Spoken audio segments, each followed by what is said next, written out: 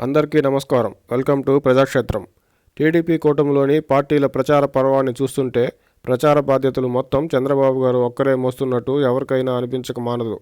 TDP నుంచి లోకేష్ గారు నియోజకవర్గాల పర్యటనలు చేస్తున్నా, మరోవైపు భువనేశ్వరి గారు నిజం గెలవాలి పేరిటతో పర్యటిస్తున్నా, ముఖ్యంగా టీడీపీకి చంద్రబాబు గారే ప్రచార బాధ్యతలు మోస్తున్నారు.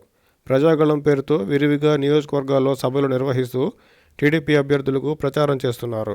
జనసేన నుంచి పవన్ కళ్యాణ్ గారు ప్రచారాన్ని మొదలుపెట్టిన ఆరోగ్య సమస్యలు, ఇతరత్రా కారణాలతో ఇప్పటి వరకు పిఠాపురం నియోజకవర్గం దాటిన పరిస్థితి లేదు.